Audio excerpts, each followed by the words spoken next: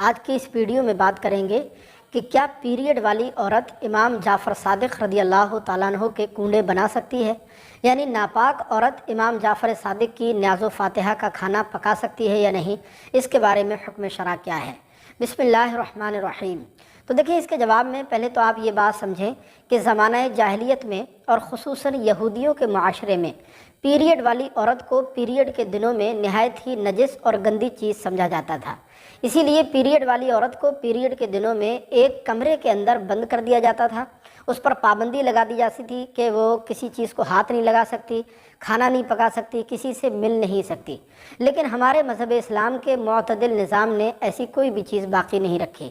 دیکھیں، عورت کی ناپاکی کی دو وجوہات ہوتی ہیں، ایک جنابت اور دوسرا حیض و نفاس۔ اگر ناپاکی حالت جنابت کی وجہ سے ہے تو پھر عورت کے لیے بہتر یہ ہے کہ جتنی جلدی ہو سکے غسل کر لیا جائے، بلا وجہ غسل میں دیر نہیں کرنا چاہیے، اور اتنی دیر کر دینا کہ ایک نماز کا وقت گزر جائے، یہ سخت ناجائز و حرام اور گناہ بھی ہے۔ اور اگر ناپاکی عورت کو حیض و نفاس کی وجہ سے ہے تو اس میں تو ظاہر ہے جب پیریڈ کے دن مکمل ہوں گے تبھی عورت غسل کر کے پاک ہو سکتی ہے۔ اب رہا یہ مسئلہ کہ ناپاکی کی حالت میں پیریڈ والی عورت امام جعفر صادق کے کنڈے بنا سکتی ہے یا نہیں بنا سکتی، تو اس کی دلیل بھی حدیث پاک سے ملتی ہے۔ حضرت سیدنا ابو ہریرہ رضی اللہ تعالی عنہ سے روایت ہے، وہ فرماتے ہیں کہ میں ایک مرتبہ سرکار مدینہ صلی اللہ علیہ وسلم کو مدینہ منورہ کے کسی راستے میں ملا۔ اس وقت میں ناپاکی کی حالت میں تھا، تو ابو ہریرہ فرماتے ہیں کہ میں حضور سے ایک طرف ہو گیا، میں نے جا کر غسل کیا، پاکی حاصل کی، اس کے بعد میں سرکار کی خدمت میں حاضر ہوا۔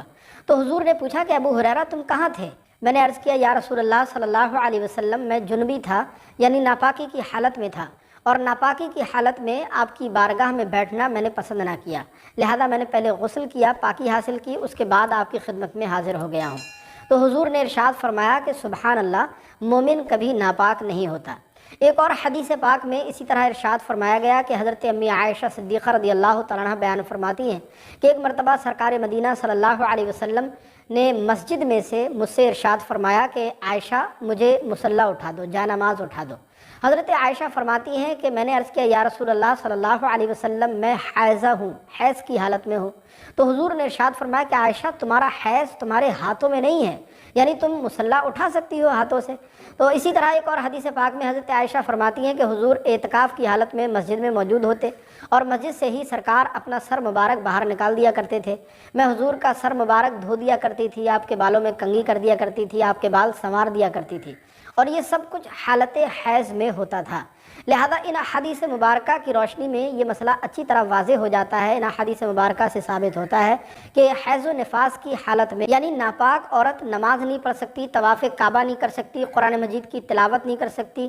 روزہ نہیں رکھ سکتی حیض و نفاس کی حالت میں، لیکن اس کے علاوہ باقی امور جو ہیں وہ انجام دے سکتی ہے۔ یہاں تک کہ ناپاکی کی حالت میں عورت اللہ تبارک و تعالیٰ کا ذکر بھی کر سکتی ہے، درود شریف بھی پڑھ سکتی ہے، وظیفہ بھی پڑھ سکتی ہے، یا قرآن مجید کی وہ آیات کہ جن میں دعا کا معنی پایا جاتا ہے، جن کو بطور وظیفہ پڑھا جاتا ہے، ان کو بھی پڑھ سکتی ہے۔ اسی طرح ناپاکی کی حالت میں پیریڈ والی عورت پیریڈ کے دنوں میں، پیریڈ کی حالت میں سیدنا امام جعفر صادق رضی اللہ تعالیٰ عنہ کے کنڈے بھی بلا شبہ بنا سکتی ہے، یعنی آپ کی نیاز و فاتحہ کا کھانا پکا سکتی ہے، اس میں شرعاً کوئی حرج کی بات نہیں ہے۔ مجھے امید ہے کہ یہ مسئلہ آپ بخوبی سمجھے ہوں گے۔ آپ سے درخواست ہے ثواب جاریہ کے لیے اس ویڈیو کا آگے لازمی شیئر کیجیے گا، اور اگر کوئی سوال آپ پوچھنا چاہتے ہیں تو کمنٹ باکس میں ضرور لکھیے گا، انشاءاللہ تسلی بخش اس کا جواب عنایت کیا جائے گا۔ اور اسی طرح کے مسائل جاننے کے لیے ہمارے چینل کو سبسکرائب کر کے ضرور رکھیے گا۔